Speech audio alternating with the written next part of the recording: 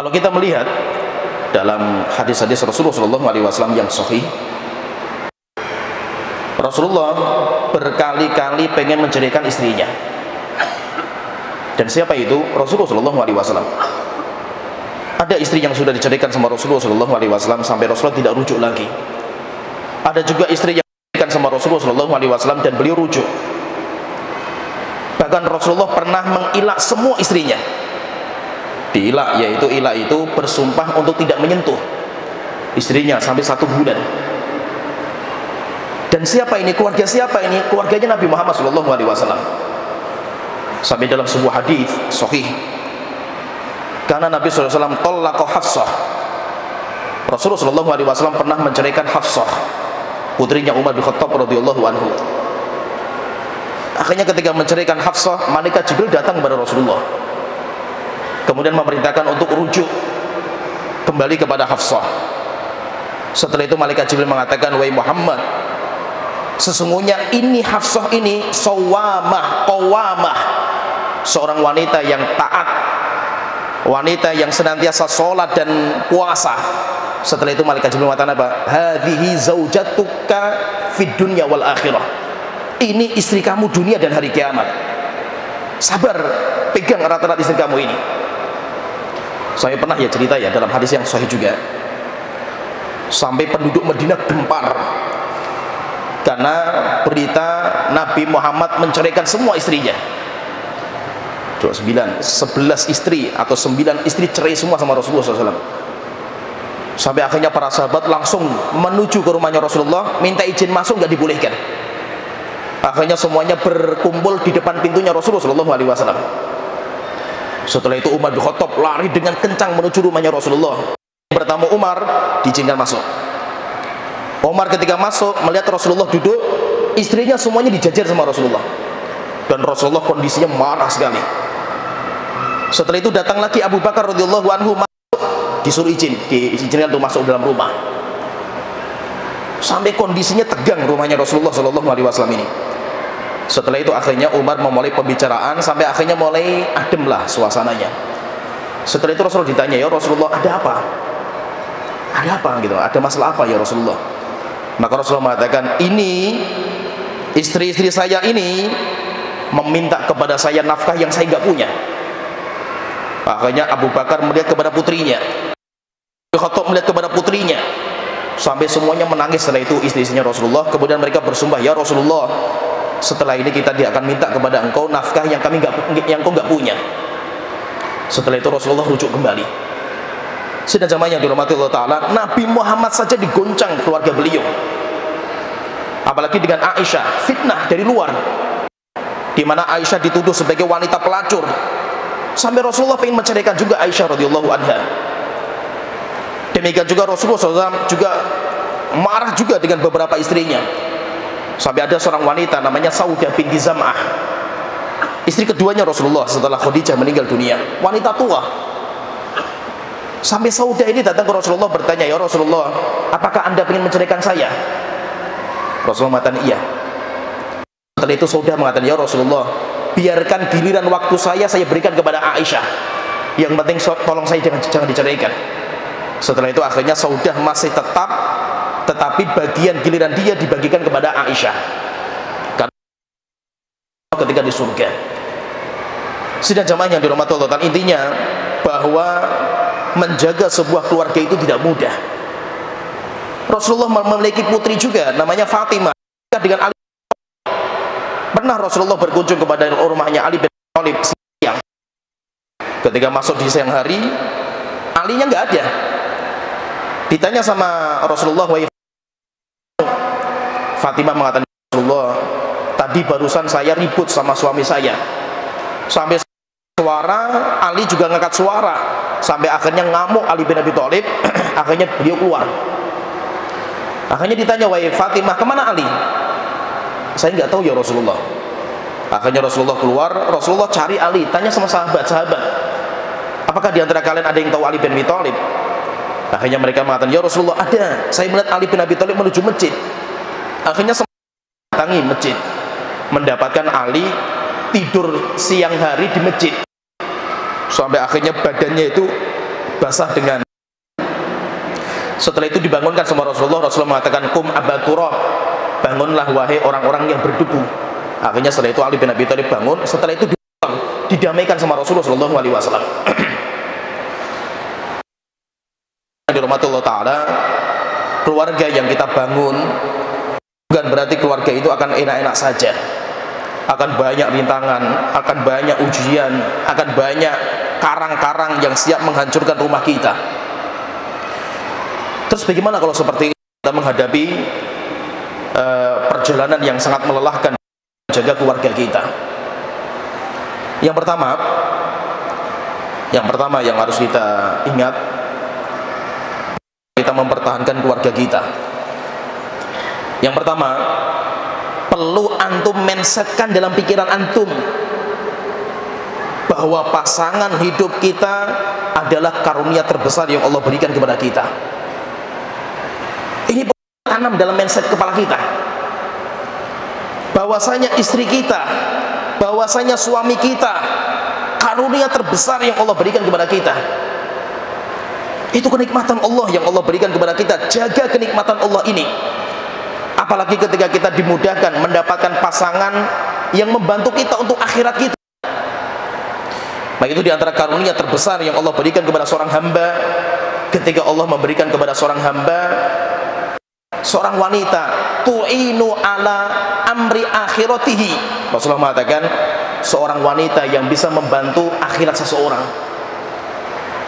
Ketika antum dimudahkan untuk mendapatkan seorang wanita yang solehah, atau antum sebagai wanita mendapatkan laki-laki yang soleh, yang terus mengingatkan akhirat, kita berjuang bersama-sama masuk surga, maka itu karunia terbesar yang Anda miliki. Jaga istri Anda, jaga suami Anda. Walaupun kecantikan istri Anda nggak lama, paling berapa tahun cantiknya istri Anda? Mungkin gak ada setahun Anda itu masih merasakan lezatnya seorang wanita yang dulu Anda cintai yang luar biasa. Setelah Anda menikah, rupanya wanita di jalan semuanya cantik semua, kecuali istri Anda. Sampai ada seorang ulama ditanya, Syekh, kenapa ya saya itu kalau melihat wanita di luar semuanya cantik, tapi kalau saya pulang ke rumah istri saya itu membosankan? Coba banget. Apa kata Syekh ini? Kambing pun kalau diberikan pakaian, kamu lihat lebih cantik daripada istri kamu. Kenapa? Karena sesuatu yang halal itu membosankan. Sesuatu yang halal itu membosankan. Sedangkan sesuatu yang haram itu melezatkan. Lezat indah sesuatu yang haram. Maka dari itu intinya, Anda itu nggak akan lama merasakan cantiknya istri Anda. Demikian juga Anda, wahai wanita. Akan datang nanti wanita-wanita yang cantik-cantik. Akan datang nanti laki-laki yang ganteng-ganteng. Dimana ketika seperti itu, istri Anda itu biasa sekali, suami Anda itu biasa sekali. Terus bagaimana caranya? Mindsetkan dalam pikiran kita bahwa istri kita karunia terbesar yang Allah berikan kepada kita. Suami saya adalah karunia terbesar yang Allah berikan kepada saya. Maka kita jaga. Ketika suami saya itu karunia, istri saya juga karunia, jaga mereka. Termasuk menjaganya ya kita berdoa. Kita saling mendoakan, suami mendoakan istrinya, suami mendoakan untuk akhirat istrinya, istri juga seperti itu. Ketika kita sudah tidak merasakan cinta, ini fahami ya, kita seperti itu, kita merasakan, kita akan merasakan. Rupanya cinta dalam hati kita akan hilang. Nah, itu kenapa Allah Ta'ala mengatakan wa ja'ala bainakum mawaddah. Allah menjadikan dalam hubungan kalian yang pertama ada cinta yang tulus dari hati. Tapi ketika ini pudar, masih ada yang kedua yang bisa kita pertahankan keluarga kita, warahmah. Ini kita pertahankan keluarga kita. Walaupun mungkin kita sudah nggak laki, suami kita nggak cantik lagi, tetapi ini kita pertahankan. Kenapa? Karena ini karunia terbesar yang Allah berikan kepada kita. Kemudian yang kedua, kita harus pahami yang pertama ya, mindsetkan dalam pikiran kita bahwa pasangan hidup kita adalah wanita terbaik, bahwa pasangan hidup kita adalah laki-laki terbaik. Di mana ada wanita-wanita yang lebih cantik, laki-laki yang lebih ganteng, semuanya kalah dengan pasangan hidup saya. Maka jaga istri Anda itu, dijaga suami Anda itu, dijaga. Dan Anda jangan tertarik dengan syaitan ketika mengarahkan untuk melihat kepada wanita yang lain, walaupun kita juga suka. Bukan hanya kita, Nabi Muhammad SAW juga seperti itu. Sampai Nabi Muhammad SAW itu pernah ya, beliau ketika berjalan di sebuah jalan, beliau melihat ada seorang wanita. Rasulullah melihat, ya namanya tatapan mata pertama, apalagi di jalan. Setelah itu muncul syahwat, Rasulullah juga nafsu juga. Akhirnya setelah itu Rasulullah pulang, kemudian tunaikan kepada istrinya. Wajar ya, sebagai kodrat manusia, terkadang kita melihat wanita yang di luar itu, kita juga punya syahwat juga. Tapi ketika kita punya istri yang istri kita itu orang baik, ada kekurangan istri kita, tapi banyak kebaikan istri kita, jaga mereka. Biasanya memang ada pepatah Jawa yang mungkin ya kita semuanya merasakan, dan itu benar. Ada istilah dinamakan dengan sawang sinawang, atau kalau dalam bahasa Jawa itu rumput tetangga lebih hijau. Kita kalau melihat wanita tetangga kita, Masya Allah, wanita sempurna, wanita yang hebat, lebih daripada istri saya, karena Anda belum merasakan. Memang kelezatan dunia itu akan terasa lezat kalau antum itu tidak punya. Tapi kalau antum sudah punya, membosankan, sangat-sangat membosankan dunia ini. Terus bagaimana supaya nggak membosankan? Mindsetnya kita berubah, mindset bahwa ini karunia terbesar yang Allah berikan kepada kita. Ini harus kita mindset terus. Istri kita itu wanita terbaik. Itu. Jadi harus mindset kita ini harus tidak boleh pudar. Kemudian yang kedua, yang harus kita untuk menjaga keluarga kita, yang kedua, bahwa kita dalam menjalani keluarga kita ini ibadah. Ingat, kita sedang beribadah kepada Allah Ta'ala. Kita berkeluarga bukan hanya urusan syahwat, bukan hanya urusan kemaluan dan perut saja, bukan. Tetapi kita sedang beribadah kepada Allah Ta'ala. Kita sedang menyempurnakan setengah agama kita dengan cara kita menikah. Sampai Rasulullah SAW beliau bersabda, man tazawwaja lisfadinihi, siapa yang menikah maka dia telah menyempurnakan. Takillah, hendaknya dia bertakwa kepada Allah Ta'ala untuk menyempurnakan yang setengahnya lagi. Kita itu sedang beribadah. Oleh karena itu kenapa ya doa ketika ada orang menikah, kita dianjurkan sama Rasulullah ketika ada saudara kita yang menikah, kita berdoa, barakallahu laka wa baraka alaika wa jama'a bainakuma fi khair. Barakallahu laka, pakainya laka, wa baraka alaika, pakainya alaika, wa jama'a bainakuma fi khair. Ada 3 doa yang kita doakan kepada orang yang baru menikah. Barakallahu laka, semoga Allah memberkahi kalian berdua dalam kondisi kalian sedang asyik-asyikan, lagi cinta-cintaan, sayang-sayangan. Tapi itu nggak lama, pasti terkadang akan saling marah, saling cuek, saling ya mungkin nggak ngomong-ngomongan dan yang lainnya lah. Semoga ketika kalian ada masalah, lagi cekcok, lagi ngambek, kalian juga diberkahi sama Allah Ta'ala. Wa baraka alaika, semoga Allah memberkahi kalian berdua dalam kondisi kalian sedang ada masalah. Wa jama'a bainakuma, dan semoga dikumpulkan oleh Allah dalam kebaikan. Sehingga ingat bahwa pernikahan kita ladang ibadah. Kita sedang mengumpulkan banyak pahala untuk bekal kita. Alhamdulillah Allah memberikan ladang untuk cocokan dalam kebaikan kita menuju akhirat kita. Belum tentu kita bisa dijodohkan lagi dengan wanita yang lain atau suami yang lain kalau kita itu memilih untuk tidak menikah atau kita pisah. Maka ingat, pernikahan kita ladang ibadah, sehingga banyak sekali kebaikan-kebaikan, pahala-pahala di depan kita dalam kita menjalankan kehidupan keluarga kita. Kemudian yang ketiga yang perlu kita siapkan dalam kita menjaga keluarga kita,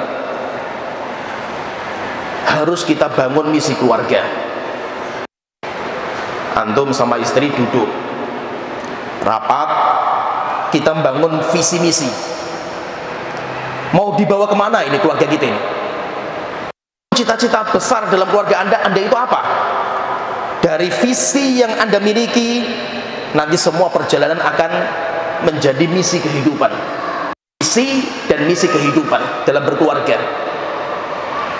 Kalau kita melihat Al-Quran, ada visi keluarga kita. Kenapa kita menikah?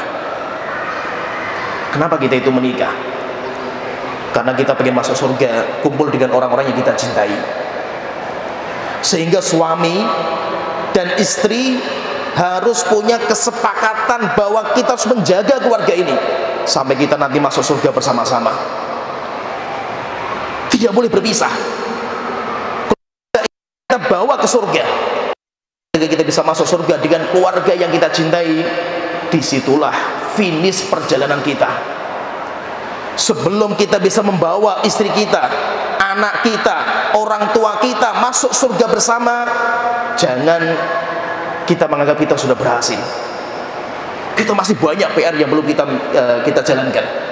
Oleh itu kalau kita membaca Al-Quran, sudah zamannya di rahmat Allah Ta'ala, Allah Ta'ala berfirman di beberapa ayat. Contohnya ketika Allah Ta'ala menggambarkan doa malaikat hamal, malaikat singgasana Allah Ta'ala. Mereka sangat cinta kepada orang yang beriman, sampai mereka mendoakan, alladzina yahmiluna al-arsya wa man hawlahu yusabbihuna bihamdi rabbihim. Orang-orang malaikat-malaikat yang mengangkat singgasana Allah Ta'ala, bertasbih Allah Ta'ala, wa yastaghfiruna lilladzina, dan mereka mendoakan pengampunan kepada orang-orang yang beriman. Coba doanya apa? Luar biasa doanya. Dan itu sebagai visi hidup kita dalam berkeluarga. Beliau mengatakan, Rabbana wasi'ta kulla syai'in rahmatan wa ilma. Tuhanku, sesungguhnya rahmat Engkau telah meluasi segala sesuatu yang ada, dan ilmu Engkau. Faghfir lilladzina tabu wattaba'u sabilaka wa qihim adzabal jahim. Tuhanku, ampuni orang-orang yang senantiasa kembali kepada Engkau, dan jaga mereka dari azab yang pedih. Coba setelah itu apa kata malaikat? Rabbana wa adkhilhum jannati adnin allati wa'adtahum. Tuhanku, tolong masukkan orang-orang yang beriman ke dalam surga Aden, ke dalam surga Aden yang telah Engkau janjikan kepada mereka. Wa man min abaihim wa azwajihim wa dzurriyyatihim. Kumpulkan mereka bersama orang yang mereka cintai, orang tua mereka, istri mereka, dan anak-anak mereka. Ini doa yang luar biasa. Tuhanku, masukkan orang-orang yang beriman ke surga Aden, dan kumpulkan mereka bersama orang-orang yang mereka cintai dari orang tua mereka, istri mereka, dan anak-anak mereka. Itulah tujuan hidup kita. Kenapa kita menikah? Demikian juga Allah Ta'ala berfirman dalam ayat yang lain, telah menggambarkan tentang orang-orang yang beriman, yang mereka akan mendapatkan pahala tempat terbaik nanti di hari kiamat.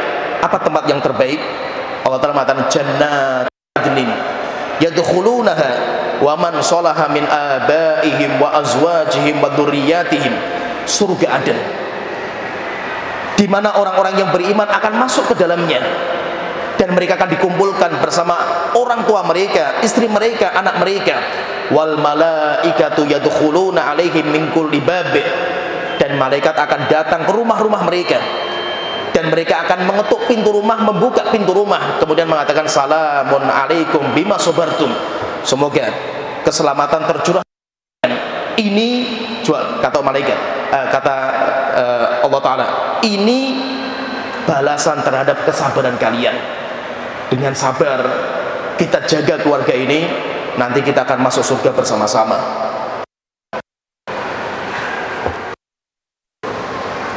Kepada jamaah sekalian, rahimanillah, insyaallah pengajian akan kita lanjutkan kembali setelah sholat.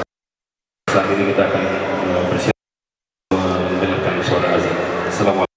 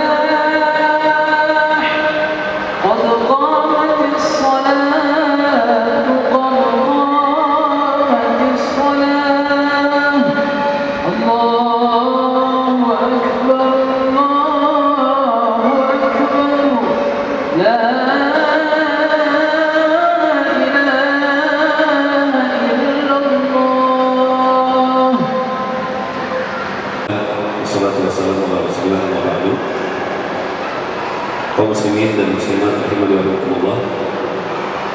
Insyaallah kita akan kembali melanjutkan itu kajian tabligh akbar bersama Al-Ustaz Abdul Aziz Abdullah rahimahullah taala dengan tema laksana bergerak di Sangga Biru yang nantinya di akhir daripada sesi yang kedua ini akan kita lanjutkan dengan sesi dialog dan tanya jawab. Adapun nomor untuk menyampaikan pertanyaan sebagaimana sudah diumumkan pada pembukaan tadi di awal, ya, untuk sesi pertanyaan dan juga tanya jawab dijawab oleh Ustaz Tabrani Hafizahullah Ta'ala.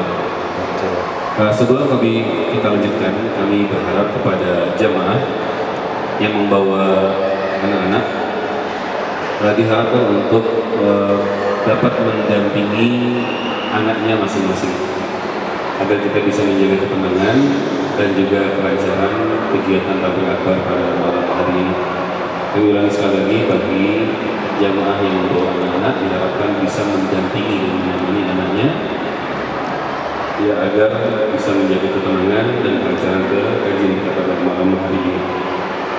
Kepada Ustaz Abdul Aziz, silakan. Sampai jam berapa, Ustaz? Sampai jam 8. Jam 8, Pak.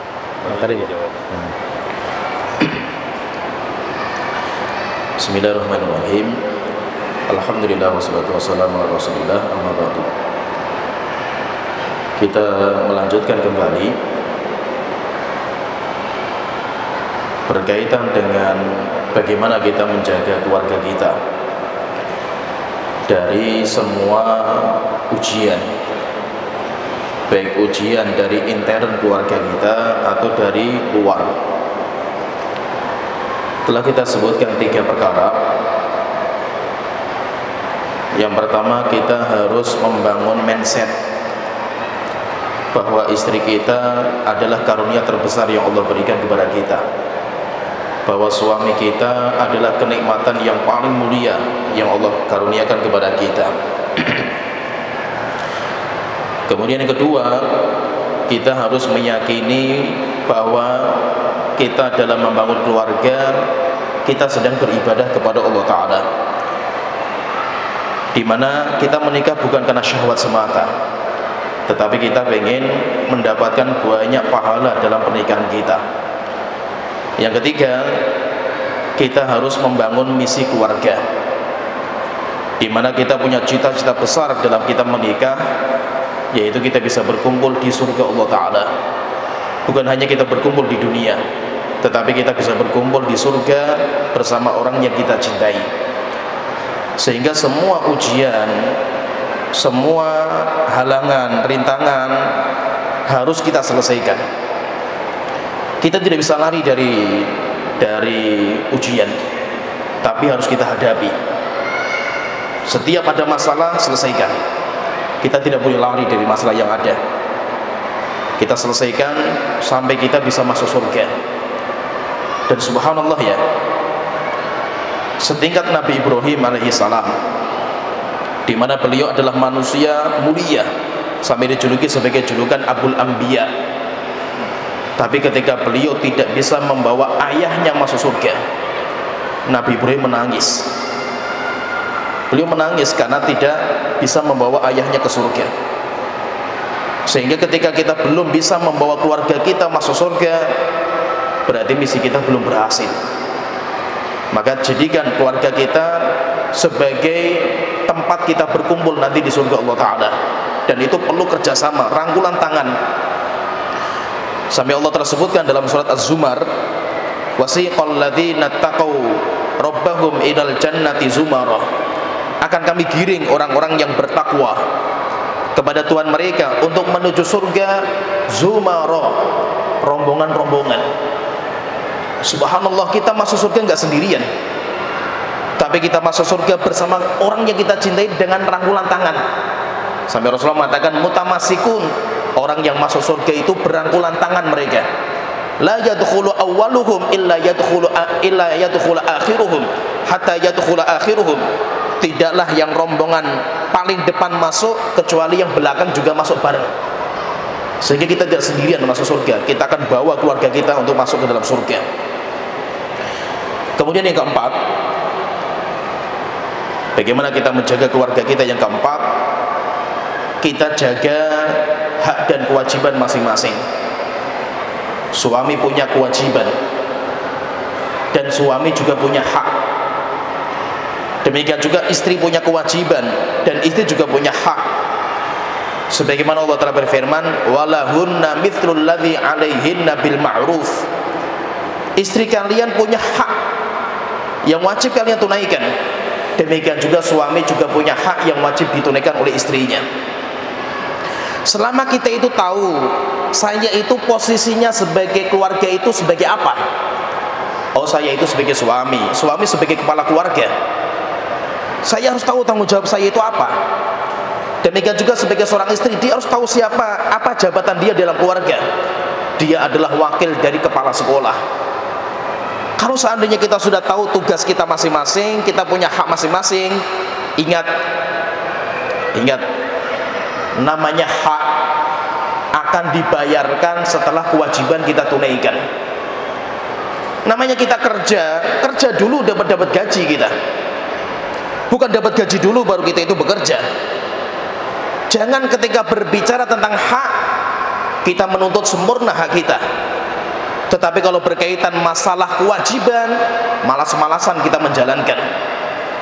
Orang yang menuntut haknya secara tunai atau secara sempurna, tetapi dia malas-malasan menjalankan kewajiban, itu yang dinamakan dengan wailun lil mutaffifin. Celaka orang-orang yang tatfif.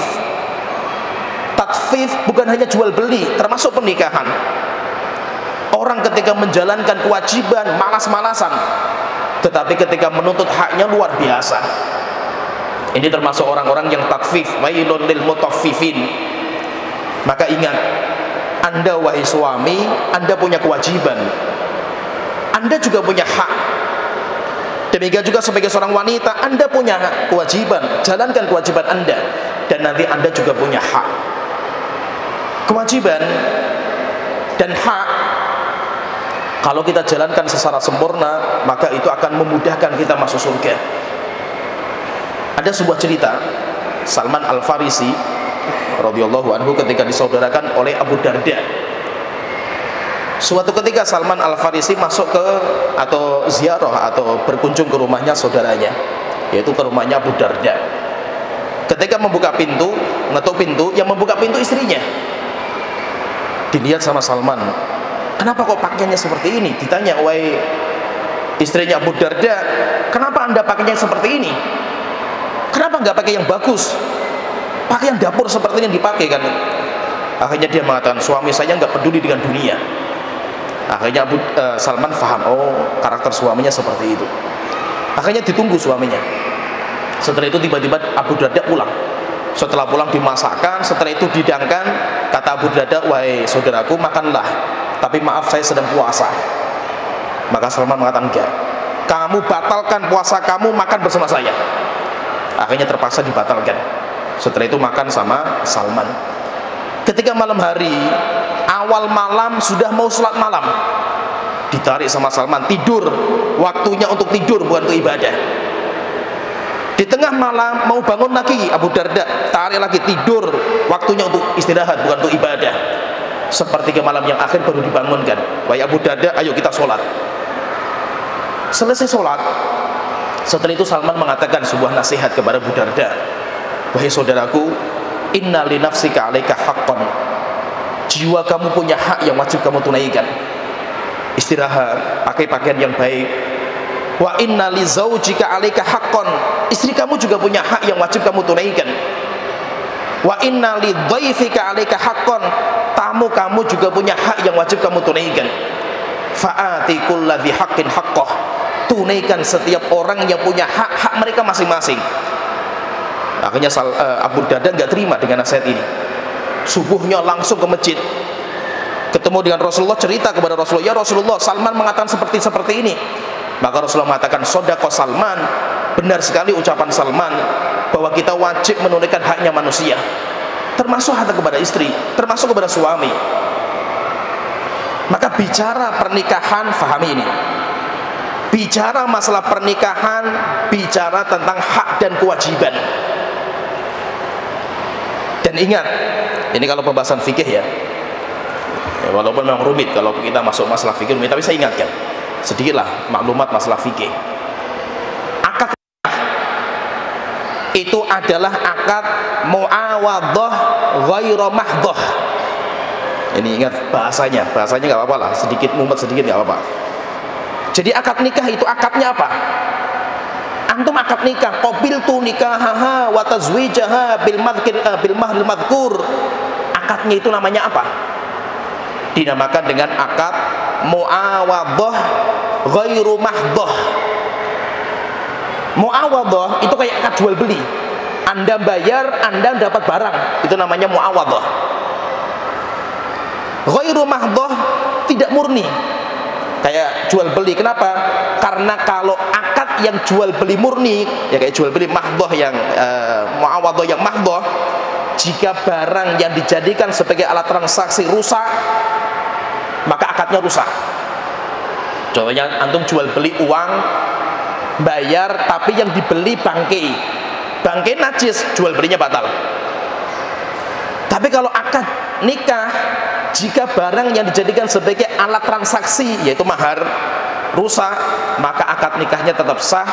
Cuma yang dibayarkan bukan maharnya yang disebutkan, tetapi namanya mahar mithl, mahar sesuai dengan wanita sebadan. Wanita itu maharnya berapa? Contohnya gini, maksudnya sebagai ilustrasi saja. Kalau seandainya antum raja dangdut misalkan, antum punya gitar mahal-mahal, banyak gitar antum. Setelah itu ketika menikah, maharnya apa? Salah satu gitar yang paling Anda cintai, maharnya misalkan, saya nikahkan putri saya dengan Anda dengan mahar gitar yang seperti ini.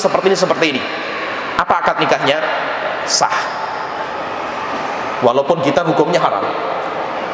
Tapi wajib bayar gitar enggak? Maharnya tidak boleh. Tetapi harus dengan mahar mithl namanya. Wanita yang saudarinya wanita itu biasanya maharnya berapa? Nah itu yang dibayarkan. Tapi maharnya nggak boleh dibayarkan. Jadi itu namanya akad muawadhah ghairu mahdhah. Fahami ini, namanya muawadhah. Jadi nikah itu kayak jual beli. Nikah itu kayak jual beli. Anda bayar, Anda dapat dapat barang. Anda sebagai seorang suami wajib bayar kepada istri. Bayar mahar, demikian juga nafkah. Istri memberikan dirinya kepada Anda. Maka jika Anda menikah dan Anda tidak bayar nafkah, maka berarti Anda telah berbuat dosa dan maksiat, zalim Anda. Nah itu Rasulullah SAW beliau bersabda, kafa bil mar'i ithman, cukup sebagai cap dosa bagi seorang laki-laki ayyudayyi aman yamliku qutahu, ketika dia tidak memberikan nafkah kepada orang yang wajib dia berikan. Sehingga harus bayar. Anda itu bayar kepada istri. Maka ketika seorang sudah menikah bekerja, hatta walaupun istri antum orang kaya raya, itu urusan harta dia, bukan urusan Anda. Anda harus bekerja. Sebagai seorang laki-laki kita harus bekerja. Ketika seorang suami sudah menjalankan haknya, sudah menjalankan kewajibannya, memberikan mahar kepada istrinya, maka ingat, istri harus menyerahkan dirinya. Istri harus menyerahkan dirinya kapan saja. Sampai ada seorang wanita datang kepada Rasulullah SAW bertanya, Rasulullah melihat ada sesuatu dalam wanita itu, maka Rasulullah bertanya, adzatu ba'lin anti, apakah kamu itu punya suami? Dia mengatakan, ada ya Rasulullah, saya punya suami. Apa kata Rasulullah? Fangduri aina anti minhu, coba kamu lihat posisi kamu di hadapan suami itu seperti apa. Fa innahu jannatuki wa naruki, karena suami kamu adalah surga kamu dan neraka kamu. Yaitu apa? Kalau sudah menikah, Anda mendapatkan nafkah, Anda harus siap menyerahkan diri Anda kepada suami Anda. Tapi fahami ini, karena ini problem dalam pernikahan. Ketika suami istri yang baru membangun keluarga, di mana mereka biasanya baru awal-awal membangun keluarga itu ekonomi masih berantakan lah ekonominya itu. Dalam kondisi seperti ini mereka diuji dengan kesempitan ekonomi, tapi mereka biasanya akrab, kuat hubungan mereka. Tapi ujian ketika mereka diberikan kekayaan, dibukakan ya dunia mereka, ujian mulai datang, dan itu lebih berat ujiannya. Kenapa? Karena biasanya, nah itu kenapa dari awal saya bikin mindset itu dari awal penting sekali. Karena kondisi Anda miskin dengan kondisi Anda kaya, keluarga yang miskin dan keluarga yang kaya, ujiannya beda-beda. Ketika kita sedang miskin, sedang awal kita menikah, di mana kita hidup payah lah itu, ujiannya bagaimana kita sabar menghadapi ekonomi keluarga. Dan itu biasanya suami istri itu bisa akrab. Tapi ingat, ketika Allah bukakan dunia kepada keluarga itu, ujiannya lain lagi. Ujiannya apa? Laki-laki pengen nikah lagi. Perempuan sudah nggak jadi laki-laki. Jadi ujiannya ya kalau sudah kaya, mindsetnya laki-laki perempuan berbeda. Apa mindsetnya? Laki-laki pengen tertarik dengan wanita yang lain, karena dia punya duit, bisa cari wanita yang lebih zen daripada istri saya kan.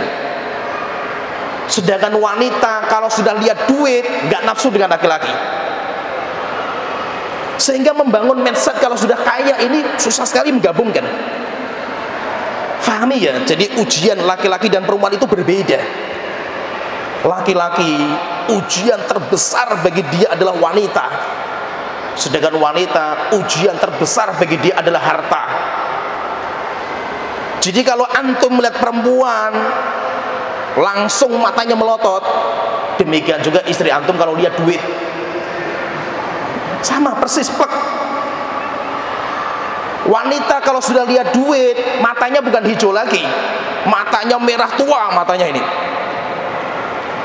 Dan wanita itu hebatnya wanita ya, dia kalau sudah punya duit, dia sudah tidak nafsu dengan laki-laki. Akhirnya untuk membangun hubungan suami istri, apalagi hubungan intim, sampai muncul moodnya istri untuk berhubungan intim, nggak ada. Karena kalau istri punya duit, pengennya belanja, jajan, pengennya beli ini, pengennya beli ini. Untuk hubungan intim itu sudah nggak suka dia. Ini jadi masalah. Sehingga akhirnya perbedaan mindset ini, laki-lakinya pengen cari ya wanita yang lain, mindsetnya perempuan sudah nggak nafsu lagi. Maka itu bisa loh bagi wanita ya, wanita janda dan dia tidak mau menikah lagi, banyak. Yang penting apa? Yang penting duitnya banyak. Yang penting dia punya duit. Wanita bisa hidup tanpa suami dengan duitnya. Tapi kalau laki-laki nggak bisa. Laki-laki orang kaya, istrinya mati sekarang, nanti malam nikah dia. Karena mindsetnya beda. Maka ketika Anda diuji dengan ekonomi, Anda harus saling duduk bareng bersama suami istri. Dan jadikan hubungan kita itu sangat indah, sehingga tidak monoton dan membosankan. Kalau kita bicara masalah hak dan kewajiban ya, apalagi maaf kalau kita bicara masalah hubungan seksualitas, ini panas ini, pembahasan panas ini. Kalau kita lihat Rasulullah SAW ya, beliau dalam membahas masalah hubungan seksualitas sangat detail, sampai istilahnya itu dalam-dalamnya lah dibahas sama Rasulullah SAW. Kenapa seorang wanita harus berdandan di hadapan suami? Kenapa suami juga harus berdandan? Sampai ada seorang anaknya Ali bin Abi Thalib, Muhammad bin Hasan Al-Hanafiyah, Muhammad Al-Hanafiyah. Dia pernah ketika ada tamu, pakaiannya bagus, minyaknya wanginya luar biasa. Akhirnya ditanya sama orang yang bertamu, "Wahai Muhammad, ini kamu pakai baju seperti ini untuk mau kemana? Dan kamu pakai minyak seperti itu mau kemana? Kayak mau safar kamu kan itu?" "Enggak, saya di rumah seperti ini memang. Saya kalau sudah masuk rumah pakai baju yang bagus, minyak wangi saya." Akhirnya ditanya, "Lu kenapa?" gitu. Apa kata beliau? "Saya senang istri saya berdandan untuk saya sebagaimana saya juga berdandan untuk istri saya." Sampai Rasulullah ketika masuk rumah, Aisyah ditanya, "Ya, wahai Aisyah, Nabi Muhammad kalau masuk rumah, apa yang beliau pertama kerjakan?" "Bersiwak." Dan beliau wangi sekali kalau sudah masuk rumah. Sampai kenapa alasannya ya? Kenapa Rasulullah SAW itu kalau safar, pulang safar lama, beliau tidak membolehkan masuk ke rumah malam-malam. Jadi kalau sudah terlalu malam, Rasulullah berhenti sebelum kota Madinah. Nanti masuknya pagi. Alasannya apa? Rasulullah mengatakan supaya istri bersiap-siap menyambut kedatangan suami dengan cara apa? Mencukur bulu kemaluan, kemudian rambutnya disisir dengan indahnya, sehingga kayak malam pertama lagi kita ini. Terkadang kita pulang safar, lama gak ketemu istri, pulang ke rumah, istri ngiler, baunya apek, rambutnya kusut, Masya Allah kan gitu. Ini yang membuat apa? Hubungan itu bosan gitu, membosankan kan gitu. Akhirnya ketika istri kita seperti ini, kita kalau keluar ke hotel, Masya Allah, wanita-wanita di hotel itu baunya harum-harum kan gitu. Disitulah laki-laki akan mencari yang lain. Maka fahami ya, menikah itu adalah bicara masalah hak dan kewajiban. Maka tunaikan kewajiban Anda, nanti Anda akan mendapatkan hak. Kalau kita itu bersama kumpul dan kita tetapkan masing-masing, insya Allah keluarga kita itu akan harmonis walaupun ada masalah. Seperti kalau saya, ini cerita saya pribadi ya, saya itu sering sama istri itu duduk, kemudian ya kita diskusi lah. Saya sering cerita sama istri saya itu seorang ustaz. Gimana mungkin kamu saya jadikan seperti istri keempat? Istri pertama saya yayasan. Istri pertama saya itu yayasan pondok. Istri pertama saya. Sehingga kalau urusan pondok pesantren, kamu siap-siap saya tinggal kemana saja. Urusan dakwah kamu itu akan saya tinggal gitu. Sehingga apa? Istri sudah tahu seperti itu. Sehingga kalau saya mau itikaf misalkan, istri saya menyiapkan barang. Saya mau keluar kemana, istri saya menyiapkan. Dan kita itu kerjasama. Tapi ketika saya pulang, saya tunaikan hak istri saya. Istri saya sukanya jalan-jalan. Namanya perempuan lah gitu. Obat istri kalau sakit itu gampang. Jalan-jalan ke mall, ajak ke mall, masuk ke mall suaminya ngantuk semua kan gitu loh. Istri sehat semua itu, seger semua istri. Dan itu hanya mereka, tunaikan haknya mereka. Sehingga fahami ya, dalam masalah pernikahan ini kita bicaranya masalah akad. Pernikahan itu masalah akad. Dan akad berkaitan masalah hak dan kewajiban.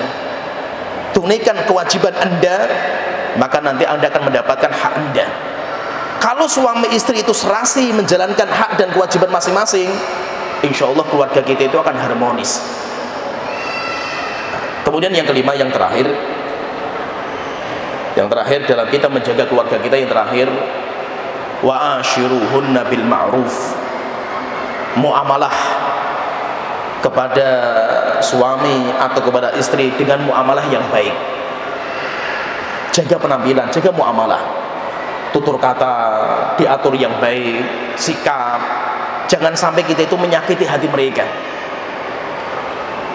Sebagaimana kita nggak suka kalau istri mengucapkan sesuatu yang membuat kita itu jengkel, maka demikian juga Anda wahai suami. Maka itu kalau kita perhatikan ya, Rasulullah SAW, beliau dalam muamalah sama istrinya, beliau tidak pernah mengomentari masakan istrinya. Rasulullah kalau mau makan ya beliau makan. Kalau nggak suka masakan ya Rasulullah nggak mau makan. Sehingga Aisyah radhiyallahu anha, beliau tahu ketika Rasulullah nggak suka dengan masakan itu kalau nggak dimakan. Hati perempuan, antum komentari sedikit masalah jerih payah dia, remuk hatinya. Cuma misalkan perempuan sudah masak capek-capek, antum pulang kerja, kok asin sekali sih masakan, hancur hatinya. Hatinya hancur, dan itu harus muamalah yang baik. Jangan sampai Anda bersikap yang membuat suami atau istri Anda itu jengkel hatinya. Demikian juga sebagai seorang istri, tahu, oh suami saya itu kalau seperti ini marah, suami saya itu kalau seperti ini nggak suka. Sehingga saya berusaha untuk muamalah yang baik. Terkadang kita butuh bermain, terkadang sampai cerita ya,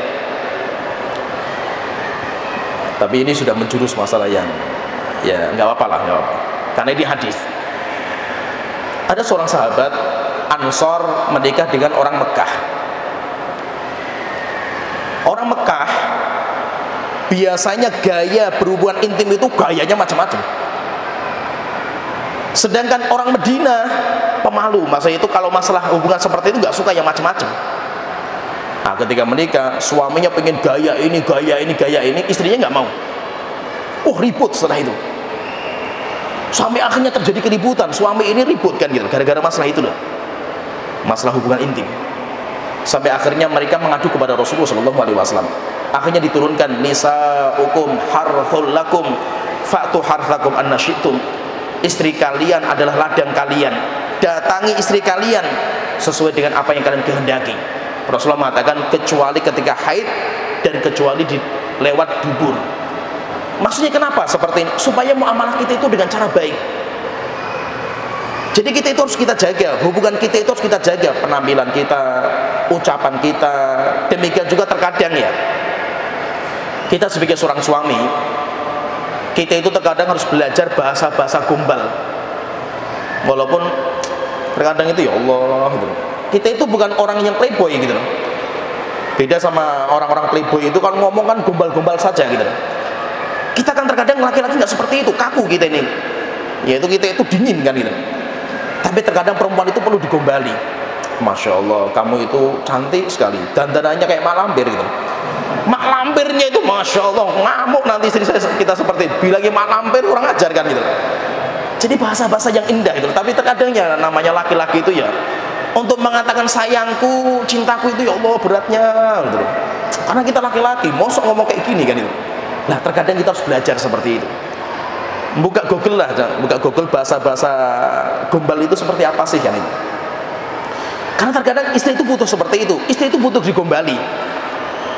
Terkadang ya ini, terkadang juga ya, istri itu perlu didengar curhatan dia. Nah terkadang kita itu kalau dengar curhatan istri itu nggak selesai itu, ngomongnya mulutnya dua gitu mas itu. Karena mulutnya itu dua, ngomongnya nggak selesai gitu. Itu terkadang pulang kerja capek, pengen tiduran, ngobrol terus istrinya kan itu. Terkadang perlu kita luangkan waktu untuk mendengar keluh kesah mereka.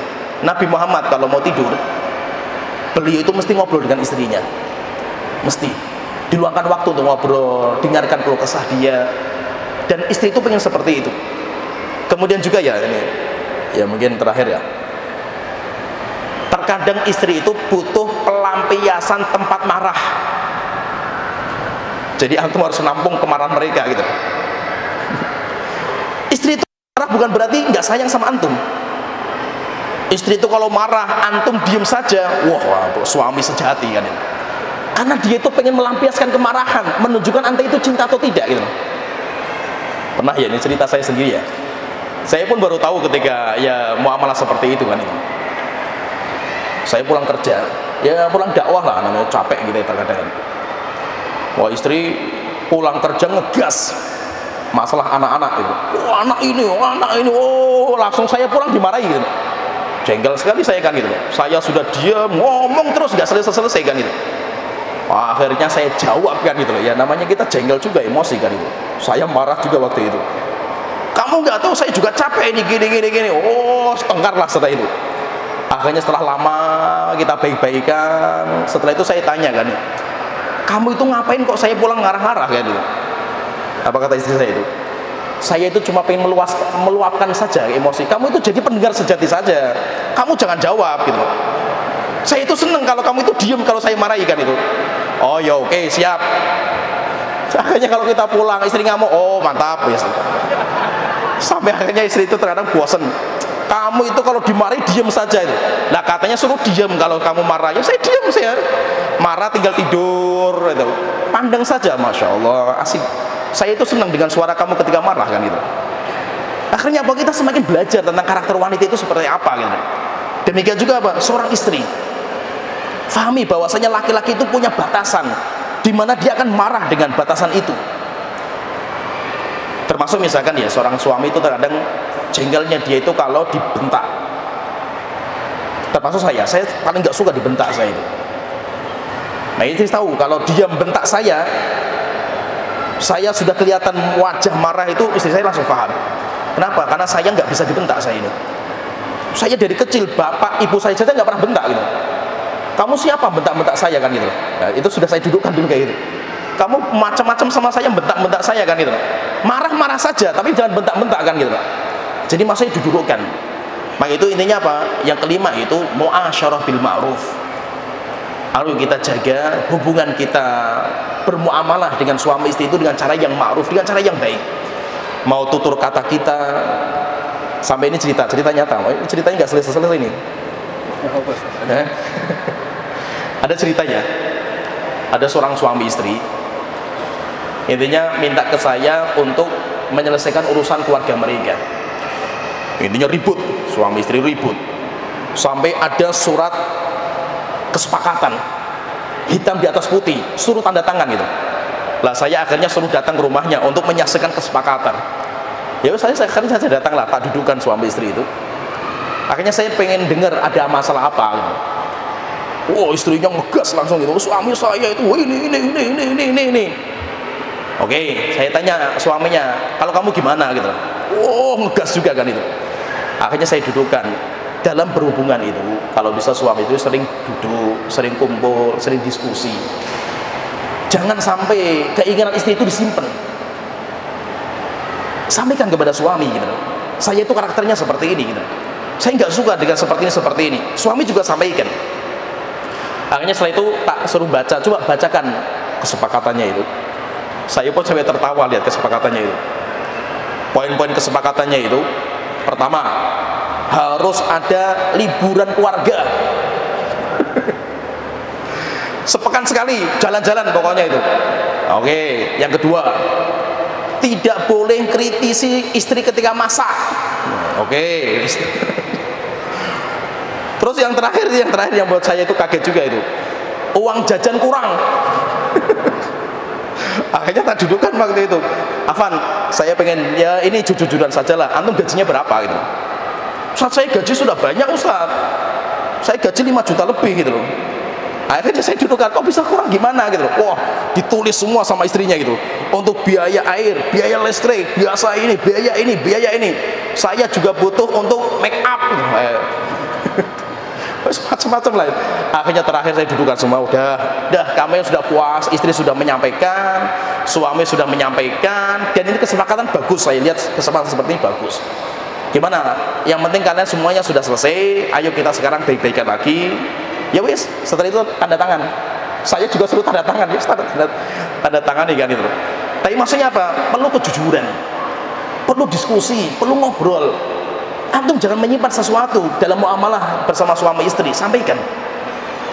Selama Anda itu butuh, sampaikan. Sayang, namanya laki-laki ya, kita itu nggak suka masalah belanja sampai, maksudnya itu ke mall ngapain gitu, belanja di mall kan itu. Cuma ngejar, terkadang namanya wanita itu ya, oh di sana lebih murah. Murahnya berapa gitu, selisihnya 100 perak kan gitu. Masya Allah, itu selesai 100 perak sampai ke mall, sampai Masya Allah perjalanan kan gitu. Rupanya istri bukan itunya yang dicari, jalan-jalannya kan gitu. Terkadang apa, laki-laki harus tahu, oh karakter istri itu seperti itu, oke, ladeni kan itu. Sehingga apa? Sehingga ketika hubungan suami istri itu baik, muamalah yang ma'ruf namanya, maka niscaya keluarga itu akan, ya lezat lah, namanya keluarga itu akan indah. Intinya, mari kita jadikan hubungan muamalah suami istri itu tidak monoton dan tidak membosankan. Kalau membosankan, ya itu masalah. Nanti kita akan mencari wanita yang lain. Demikian juga istri nanti mungkin akan ngiler dengan suami yang lain karena sudah membosankan. Demikian juga terkadang ya, dicerita juga ya, sebagai seorang suami itu tambahi istri uang untuk make up, poles mereka sehingga rambutnya dicat lah rambutnya gitu, bedaknya yang mahal, sehingga kalau kita masuk rumah itu masya Allah luar biasa gitu, kayak bidadari surga kan gitu. Terkadang suaminya pengen istrinya itu penampilannya sempurna, tapi uang make upnya nggak bertambah kan itu. Nah maka tolong ya harus ada masa itu, uang seperti itu harus ada, karena karakter wanita itu mereka berdandan. Intinya kalau kita itu jalankan semua seperti yang dicontohkan sama Rasulullah SAW, insya Allah hubungan muamalah kita dengan suami dan istri itu insya Allah sangat indah. Maka jadikan dalam doa kita itu berdoa kepada Allah Ta'ala supaya istri kita itu dijadikan sebagai penyejuk mata kita, qurrata a'yun, sebagai penyejuk mata. Kalau kita masuk rumah, kita sudah tidak mau melihat wanita yang lain. Kenapa? Karena istri kita paling indah di mata kita. Tapi untuk sampai ke sini, maka ada 5 tahapan tadi yang saya jelaskan. Kalau kita menjalankan 5 tahapan tadi, mudah-mudahan kita bisa menjadi keluarga yang sakinah, mawaddah, dan rahmat. Mungkin ini yang bisa kita sampaikan, mudah-mudahan bisa bermanfaat. Wa akhiru da'wana alhamdulillahirabbil alamin wa sallallahu alaihi Muhammad wa ala alihi washabihi ajmain. Jazakallahu khairan kepada Ustaz dan Ibu Abbas Allah Ta'ala yang telah memberikan yaitu nasihat dan juga yaitu tausiah dalam kajian beliau yang sudah kita simak bersama. Kaum muslimin dan muslimat rahimani wa rahimakumullah, insyaallah kita akan masuk kepada sesi yang kedua. Di sini sudah ada masuk beberapa pertanyaan dan insyaallah akan kita jawab satu persatu sesuai dengan nanti batas dan waktu yang mungkin mengakhirinya. Ustaz, di sini ada pertanyaan. Bagaimana kita menjaga istiqomah di antara tetangga non-muslim yang auratnya terbuka dan sering mengajak suami anak untuk bertegur sapa? Ya, jadi kita tidak bisa merubah masyarakat. Kita tidak bisa merubah masyarakat. Masyarakat kita seperti itu ya, itu bukan tanggung jawab kita. Tetapi yang bisa kita rubah itu adalah mindset. Mindset itu yang kita harus rubah. Maka sebagai seorang suami dan istri jangan terlalu banyak suudzon kepada pasangan. Suami ketika pulang yang pertama kali dibuka HP-nya, kamu SMS-an sama siapa aja gitu. Ini seperti ini, suudzon seperti ini itu bahaya ketika dalam berkeluarga. Memang cemburu itu boleh, bahkan harus, pasangannya itu harus. Tapi kalau berlebihan itu penyakit. Berlebihan itu penyakit. Ada seorang wanita dari istrinya Rasulullah yang mengatakan, ya Rasulullah, saya karakternya cemburuan. Kalau kamu menikah dengan saya, nanti saya seperti itu. Maka Rasulullah mendoakan, sedangkan kecemburuan kamu, semoga Allah Ta'ala mengobatinya.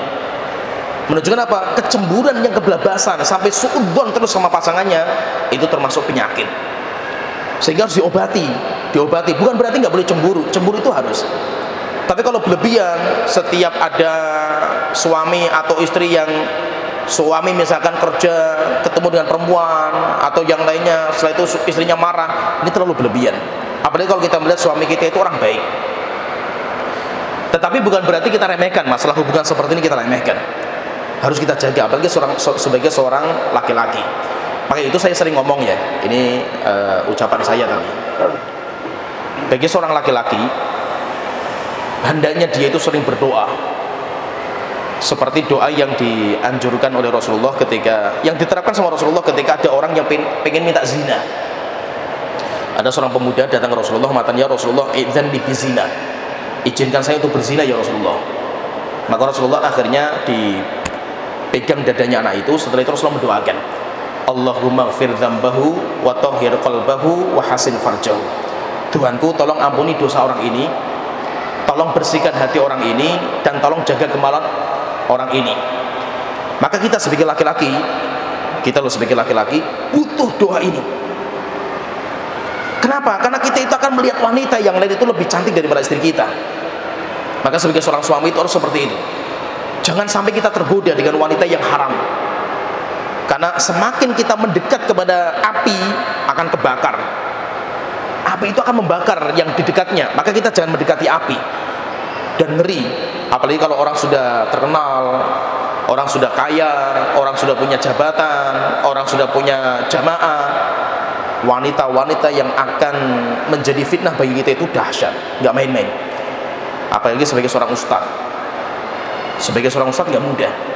Nah itu sebagai seorang ustadz itu kalau bisa yang sudah tenar, yang sudah dikenal, sering berdoa, Allahumma gfir dzambi wa tahhir qalbi wa hasin farji. Tuhanku, tolong ampuni dosa saya, bersihkan hati saya, dan jaga kemaluan saya. Karena kita butuh itu. Terkadang awal-awal yaitu ya biasalah namanya wanita gitu loh. Tapi lama-lama bahaya. Sehingga kalau kita itu masalah wanita itu harus tegas.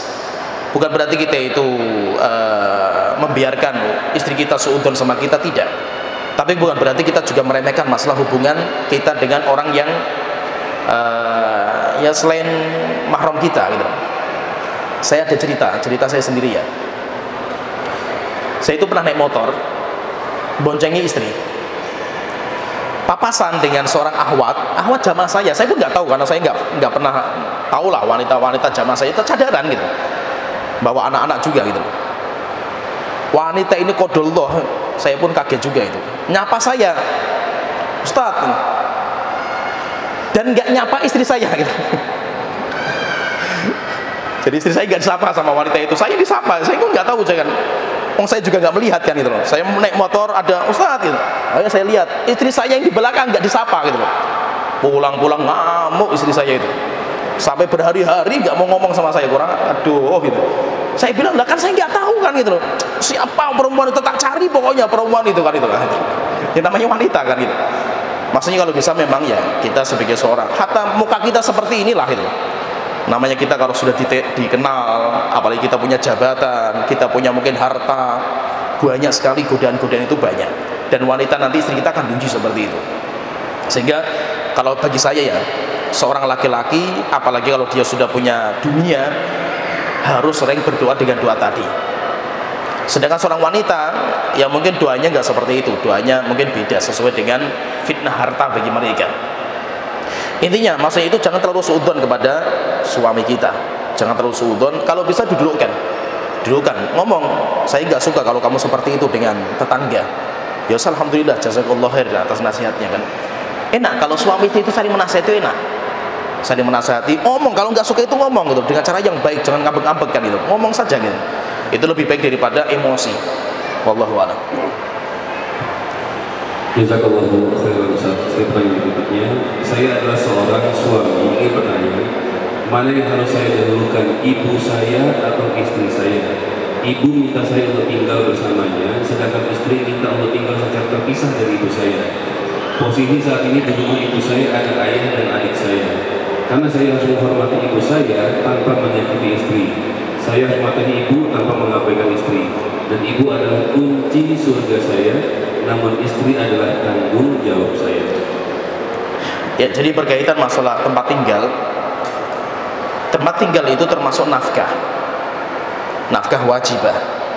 Jadi nanti nafkah itu ada dua, ada nafkah yang wajibah, ada nafkah yang mustahabbah. Nafkah yang wajib, ada juga nanti nafkah yang hukumnya sunnah. Nafkah yang wajib itu berkaitan masalah sandang, pangan, papan, itu wajib. Maka termasuk rumah adalah nafkah yang wajib. Maka seorang wanita ya boleh menuntut suaminya untuk tinggal sendiri ketika dia tidak mau tinggal bersama mertua. Dan itu hak, itu hak. Sedangkan seorang laki-laki ya dia harus berbakti kepada ibunya, tapi berbakti kepada ibu itu nanti ada batasan. Batasannya apa? Ketika memang ibu membutuhkan dia karena tidak ada lagi anak yang lain atau tidak ada yang merawat dia kecuali hanya dia, maka taat kepada ibu lebih penting daripada istri. Tapi dalam kondisi ketika ibunya suami masih ada yang merawat dia masih muda, apalagi ada bapak, apalagi punya anak yang lain, maka hak istri lebih tinggi daripada orang tua dalam masalah tempat tinggal ini. Dan perlu saya ingatkan ya sedikit ya, ini masalah fikih juga. Nafkah itu nanti sebabnya banyak, ada 3 sebab. Kita wajib memberikan nafkah itu ada 3 sebab. Yang pertama karena nasab. Nasab itu siapa? Usul kita, orang tua kita, atau anak kita. Itu namanya nafkah secara nasab. Yang kedua, nafkah secara nikah, karena kita menikah istri kita. Kemudian yang ketiga, nafkah karena kita memiliki, seperti budak atau binatang. Kita harus memberikan nafkah kepada budak kita dan binatang kita. Bedanya ya, nafkah kepada istri tidak bisa gugur walaupun suami nggak mampu. Ini bedanya. Tapi kalau nafkah kepada nasab, orang tua atau anak, gugur kalau kita tidak mampu. Ini perbedaan yang pertama. Yang kedua, karena akadnya itu muawadhah. Saya sama istri akadnya muawadhah. Sedangkan saya sama orang tua akadnya tabarruk. Apa bedanya nanti muawadhah sama tabarruk? Muawadhah itu kayak jual beli. Sedangkan tabarruk kayak sosial. Jadi tabarruk itu kayak sosial. Kalau saya sama istri akadnya muawadhah. Saya sama orang tua itu akadnya tabarruk. Sosial. Kalau saya tidak mampu, gugur kewajiban saya sebagai anak memberikan nafkah kepada orang tua. Tapi kalau sama istri nggak bisa gugur. Sama istri tidak bisa gugur. Dan yang kedua, bedanya yang kedua, istri bisa minta cerai kepada suami kalau dia tidak memberikan nafkah. Sedangkan orang tua, anak tidak dianggap sebagai anak yang durhaka ketika tidak mampu memberikan nafkah kepada orang tua. Kenapa? Karena kewajiban memberikan nafkah kepada orang tua dikaitkan dengan kemampuan. Ini yang kedua. Yang ketiga, nafkah kepada istri ada nominalnya. Minimal sekian, sekian, sekian. Sedangkan nafkah kepada orang tua berdasarkan dengan kecukupan. Yang penting saya melihat cukup. Kalau kepada istri nggak boleh. Harus ada batasan minimal. Itu dalam pembahasan fikih, yaitu hak istri dalam masalah nafkah wajibah, sandang, pangan, papan lebih tinggi daripada haknya orang tua. Ini fahami ya. Berbeda dengan nafkah yang namanya nafkah yang mustahabbah, nafkah yang hukumnya sunnah, kayak saya ngasih hadiah kepada istri atau yang lainnya, maka itu hak orang tua lebih tinggi daripada istri kita. Bisa dipahami ya? Paham ya? Ini pembahasan ya, karena ini pelik loh, ini masalah fikih ya. Jadi kalau nafkahnya wajibah, nafkahnya wajib, sandang, pangan, papan, maka haknya istri lebih tinggi daripada orang tua kita. Sehingga kalau bisa digabungkan, alhamdulillah. Misalkan bisa digabungkan itu, saya ngajak istri tinggal di rumahnya orang tua saya, mertua berarti orang tua saya, istrinya mau, alhamdulillah saya bisa menggabungkan. Sehingga saya bisa bakti sama orang tua, saya juga bisa memberikan nafkah istri yang wajib, yaitu rumah tinggal. Pertanyaan, kalau istri nggak mau, terus bagaimana? Kita memilih antara istri dan orang tua ini. Maka kalau itu nafkah yang wajib, maka haknya istri lebih tinggi daripada orang tua. Ini jadi haknya istri itu luar biasa dalam nafkah yang wajib. Tapi kalau nafkah yang sunnah, jelas kita bakti sama orang tua wajib. Tidak boleh kita gugurkan daripada cinta kita kepada istri kita dan anak kita. Nah itu dalam kondisi tadi, kasus tadi, kalau memang istri tidak mau tinggal di rumah mertua, maka suami harus memilih istrinya daripada orang tua dalam bab ini. Kenapa? Karena ini termasuk nafkah yang wajib. Apalagi ketika seorang istri tinggal di rumah mertua di mana ada ipar, yang mana istri kalau keluar kamar harus pakai jilbab, itu sangat memberatkan bagi istri. Karena istri itu butuh rumah, walaupun bukan rumah kepemilikan, walaupun kontrak. Kenapa? Karena rumah itu aurat. Rumah itu kayak aurat. Untuk menanggalkan aurat itu bisa, wanita butuh itu. Sehingga wanita boleh menuntut rumah di mana ketika masuk rumah dia bisa melepas jilbabnya. Maka boleh wanita itu untuk menuntut seperti itu. Dan suami harus memberikan. Kalau dia tidak memberikan, berarti dia tidak memberikan nafkah yang wajib kepada istrinya. Wallahu a'lam.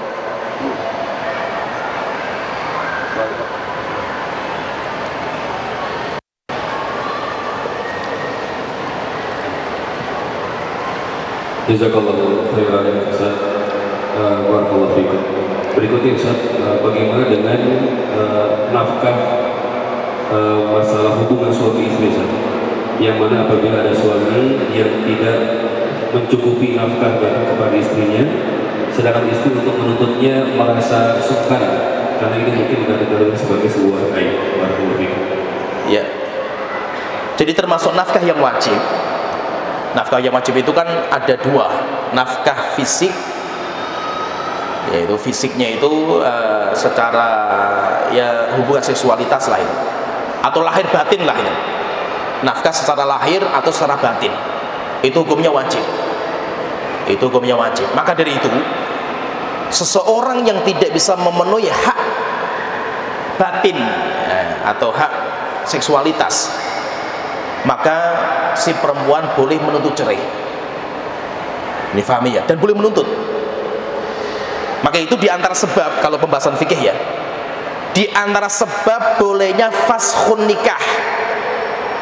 Fashun nikah itu apa? Jadi fashun nikah itu pembatalan pernikahan. Nikah bisa batal, pernikahan itu. Pernikahan bisa batal. Itu bukan cerai loh, ini beda lagi. Kalau cerai di tangan suami, kalau fashun nikah di tangan pengadilan. Fashun nikah itu penyebabnya banyak, bisa karena salah satu murtad dari agama, atau bisa salah satu itu karena ya dia, dan yang lainnya banyak lah fashun nikah itu. Lah di antara fashun nikah yang dibolehkan karena hubungan seksualitas tidak bisa terpenuhi. Kenapa tidak bisa terpenuhi? Entah yang salah suaminya atau yang salah istrinya. Penyakit istri yang dengan sebab itu suami tidak bisa berhubungan, jadi tidak bisa menunaikan hubungan. Itu nanti ada dua, wanita yang korna dan wanita yang rotko. Korna, wanita yang lubang kemaluannya tertutup dengan tulang. Sedangkan rotko, lubang kemaluan tertutup dengan daging. Maka kalau seandainya lubang kemaluan ini, maaf ya, lubang kemaluan tertutup, nggak bisa berhubungan intim, maka pernikahannya batal. Bukan cerai loh ini bukan cerai. Ini namanya fashun nikah. Ini namanya fashun nikah. Yang kedua, jika kasusnya yang menimpa suami. Suami yang punya penyakit.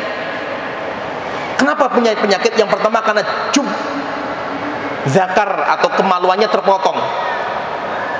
Atau yang kedua, unnah. Unnah itu suami yang kemaluannya tidak bisa tegak. Kamu bahasanya ini apa ya bahasanya? Ya ini nggak bisa tegang lah itu. Ini maaf ya, ini bahasanya vulgar karena ini masalah fikih itu. Impoten, Ya impoten lah. Kalau suami nggak bisa tegak sehingga istri tidak bisa berhubungan intim, maka pernikahannya batal. Sehingga perempuan diberikan dua pilihan. Yang pertama, dia menuntut pembatalan pernikahan, atau yang kedua, dia sabar. Kalau dia sabar, pahalanya besar, walaupun ada kezaliman. Nah itu sering saya sebut, kalau di kajian-kajian saya sebutkan ya, hukum menikah itu ada 5. Terkadang hukum nikah hukumnya haram, terkadang hukumnya makruh, terkadang mubah, terkadang sunnah, terkadang wajib, sesuai dengan kondisinya. Seorang laki-laki yang dia itu impoten, nggak bisa berdiri kemaluannya, maka hukumnya haram bagi dia untuk menikah. Nggak boleh menikah, hukumnya diharamkan, karena dia akan menzalimi istrinya. Karena tujuan menikah yang pertama, tujuannya adalah meluapkan syahwat. Itu tujuan utama. Jika meluapkan syahwat nggak bisa terpenuhi, maka pernikahannya batal.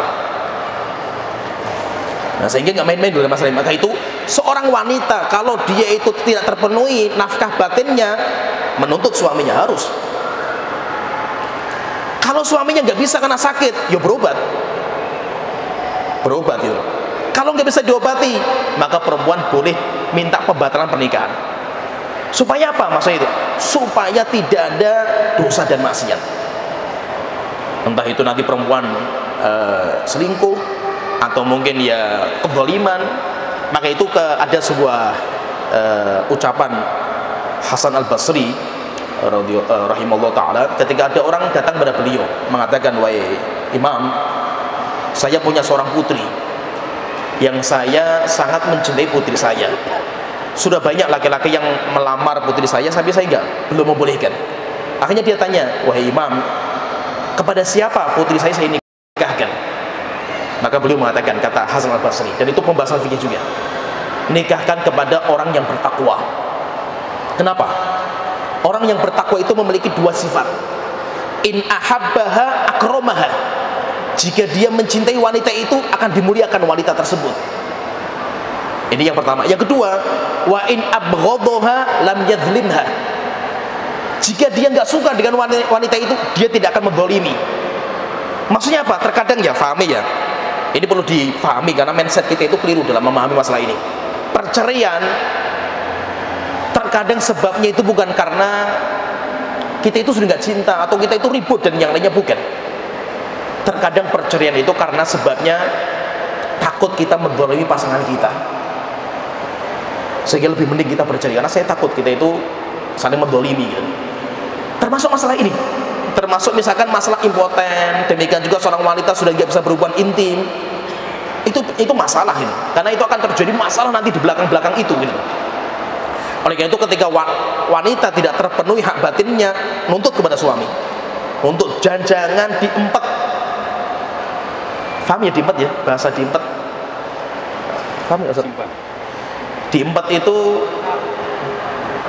dipendam, dipendam.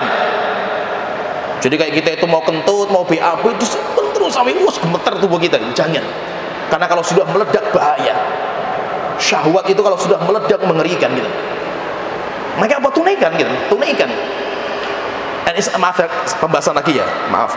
Ini lebih vulgar sedikit ya.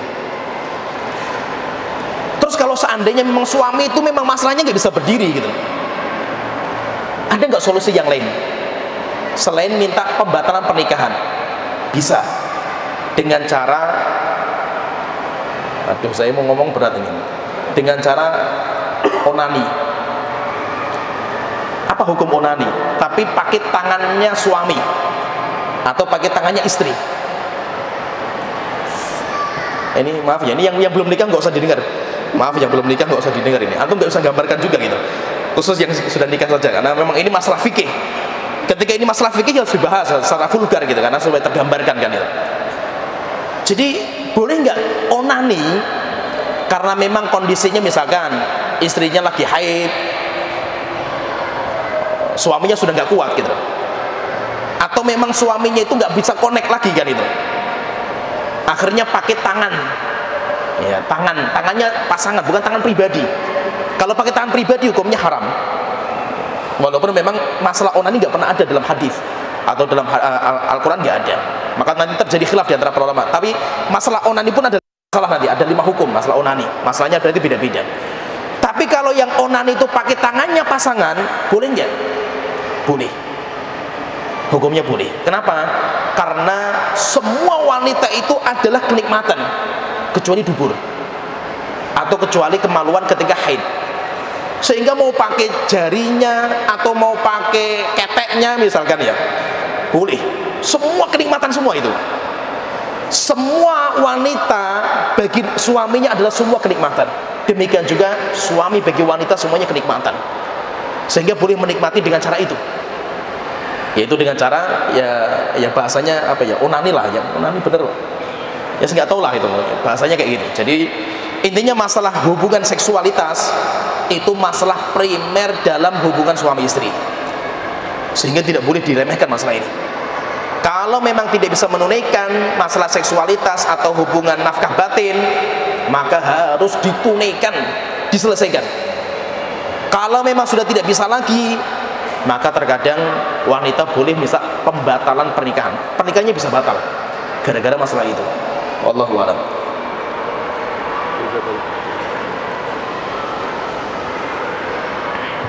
Jazakallahu khairan Ustaz. Di sini ada pertanyaan. Ustaz, saya adalah pengantin baru. Mau bertanya, apakah ada batas waktu seorang suami untuk meninggalkan istrinya?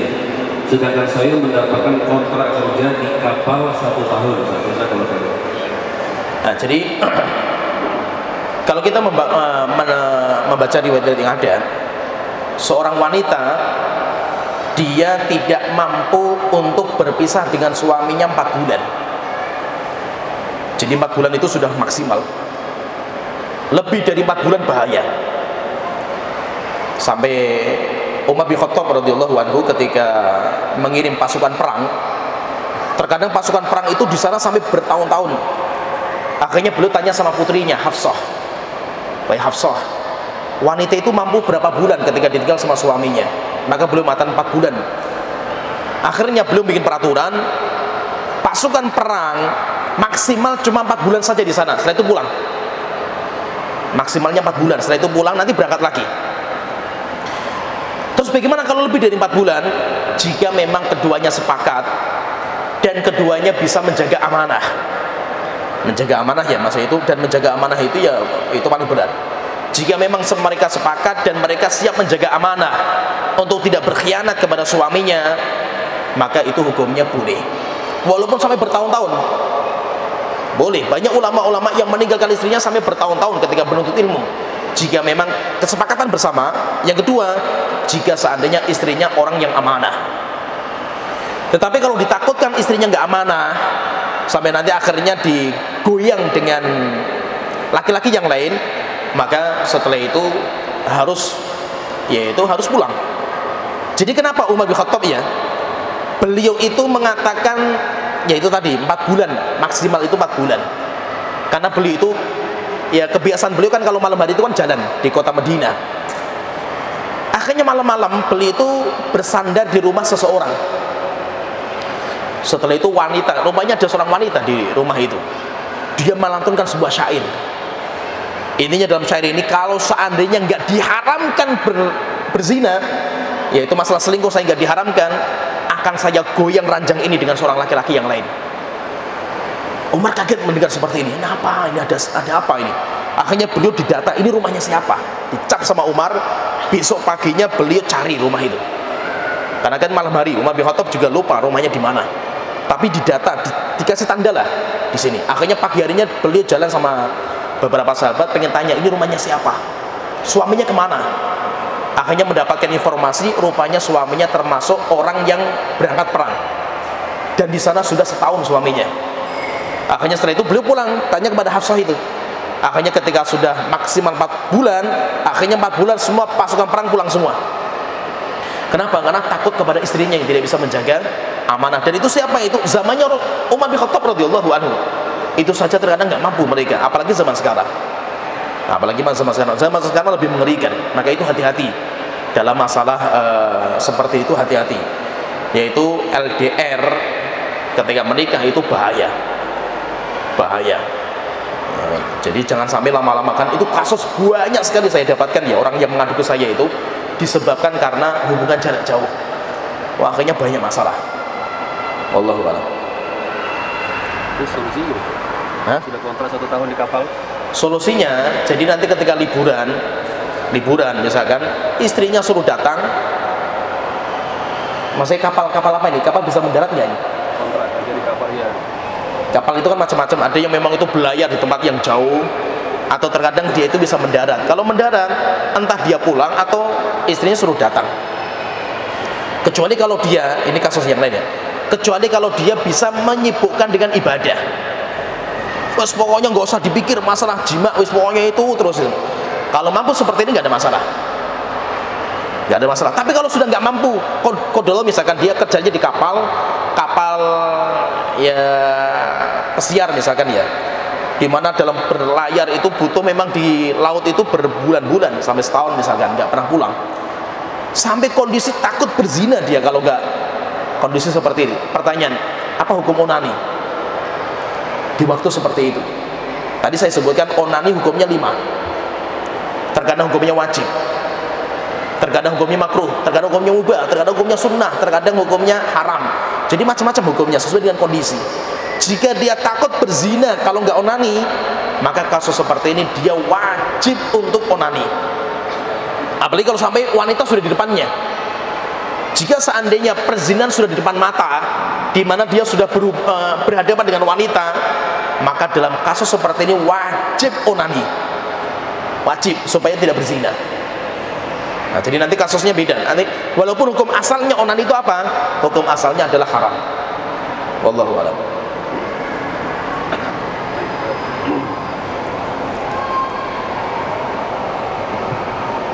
Baik, jazakallahu khairan barakallahu fiik. Insyaallah kita akan terakhir karena waktu sudah menjelang malam. Ada sepasang suami istri yang dimana mereka hanya menikah siri, dan setelah beberapa bulan sepasang suami istri itu berpisah, dan sang suami langsung mengucapkan talak 3 kepada istrinya. apakah talak 3 tersebut langsung jatuh talak 3 atau tidak? Ya, saya ingatkan dulu sebentar ya. Ini masalah penting. Nikah siri walaupun sah secara agama, tetapi harus dijauhi. Tidak boleh. Walaupun secara agama sah, tapi nggak boleh. Kenapa? Mengapa ya? Saya katakan nggak boleh. Karena dalam kasus pernikahan, wali hakim terkadang harus ikut campur dalam pernikahan.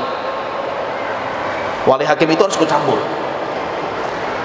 Jadi cerai itu di tangan suami, iya. Tapi khulu ya, wanita minta cerai itu di tangannya wali hakim. Misalkan gini, seorang wanita dia pengen minta cerai, ya namanya fasun nikah lah, fasun nikah. Kalau khulu kan kepada suami tapi bayar. Kalau ada masalah, akhirnya wanita datang kepada pengadilan, pengadilan minta untuk menceraikan. Kalau seandainya nikahnya siri, pengadilan tidak bisa ikut campur, karena data pernikahan nggak ada. Oleh karena itu pernikahan siri banyak masalah, makanya itu saya katakan ya, karena banyak masalah ini, pernikahan siri ini hukumnya nggak boleh. Kenapa? Karena ada banyak masalah di mana pengadilan itu harus ikut campur dalam pernikahan. Nanti masalah nasab anak, masalah warisan, demikian juga banyak sekali masalah di mana itu muncul ketika nikah itu siri. Ini masalah yang pertama. Yang kedua, bagaimana hukum ucapan cerai yang diucapkan langsung 3 kali? Kamu saya cerai 3 kali. Jatuh nggak seperti ini? Khilafiyah panjang di antara para ulama dalam masalah ini. Wallahu alam, kalau pendapat yang paling kuat jatuh. Langsung mengatakan 3 jatuh.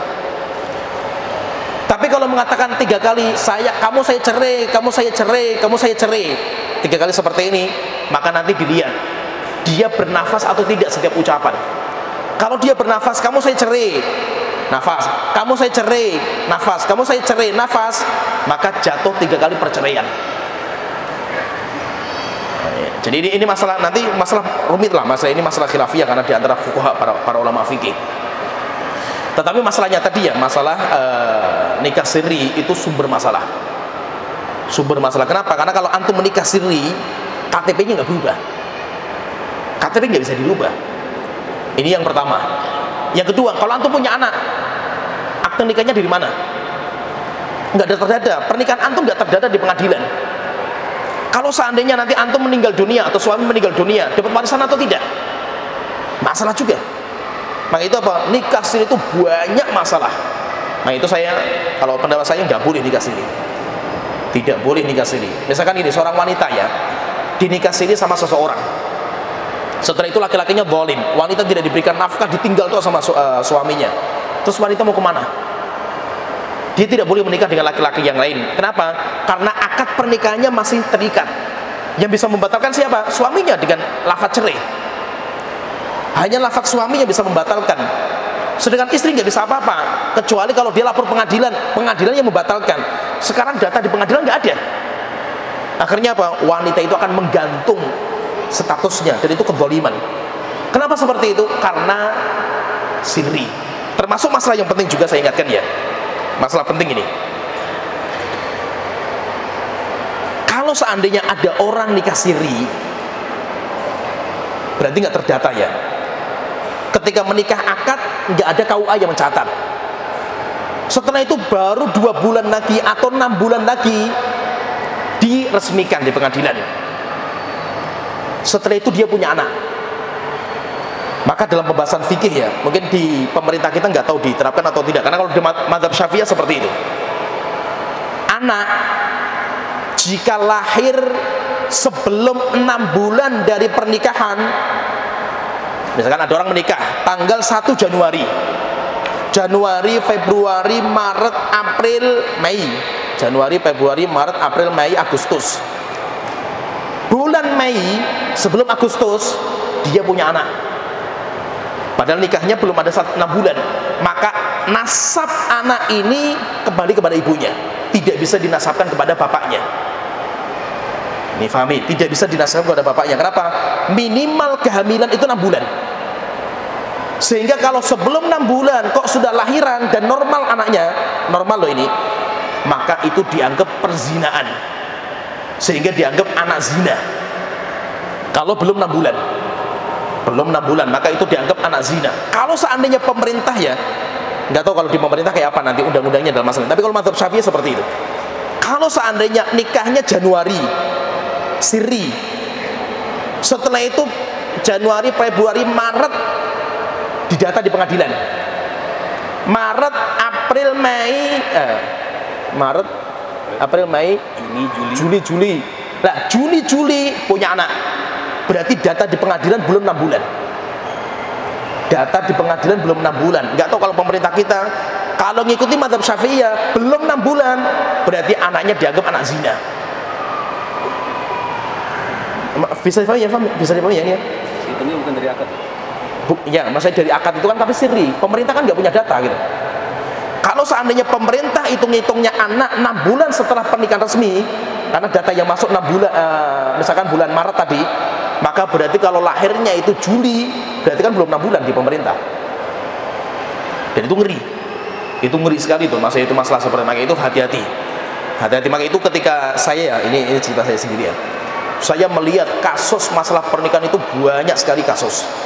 Masalah akad nikah yang masalah, kemudian juga masalah tolak, cerai, kemudian masalah khulu, kemudian masalah faskhun nikah tadi yang saya jelaskan. Akhirnya saya nulis buku. Saya itu nulis buku. Sudah jadi tinggal dicetak buku itu. Masalah fikih pernikahan lengkap, pernikahan semuanya saya bahas itu, masalah-masalah itu. Kenapa? Karena memang ngeri kalau tidak sah itu nanti hukumnya batal pernikahan itu. Dan banyak rumit. Itu asalnya saya ngisi kajian di Pekalongan, ibu-ibu, kajian ibu-ibu masalah fikih pernikahan. Saya jelaskan banyak masalah ya kayak mumet semua lah, pembahasannya itu memang rinci gitu, pembahasan yang rinci. Di mana masalah wali, syaratnya jadi wali apa? Saksi itu syaratnya apa? Sahnya pernikahan itu harus berapa orang yang hadir? Semuanya saya jelaskan semua itu. Sampai akhirnya banyak ibu-ibu yang minta ditulis. Ustaz, ditulis Ustaz, ini masalah kok rumit ini, kalau nggak ditulis bahaya gitu. Akhirnya terpaksa saya tulis. Sudah jadi, materi sudah jadi semua, sudah selesai. Tapi tinggal naik ke percetakan. Nanti kalau sudah ada mungkin penting dibaca. Apalagi kasus, saya bahas juga di situ nanti kasus bagaimana hukum menikah ketika hamil. Wanitanya dalam kondisi hamil karena perzinaan. Nikahnya sah atau tidak? Kalau hukumnya tidak sah, diulangi nikahnya atau tidak? Kemudian nanti anaknya seperti apa nasabnya? Itu nanti saya bahas lengkap. Termasuk masalah nafkah tadi saya kupas semua. Semua sudah saya kupas lengkap. Masalah muasyarah bil ma'ruf itu pun juga saya jelaskan juga di buku itu lengkap. Kenapa? Karena ini menjadi problem kehidupan kita ketika kita tidak memiliki ilmu dalam fikih pernikahan. Wallahu a'lam.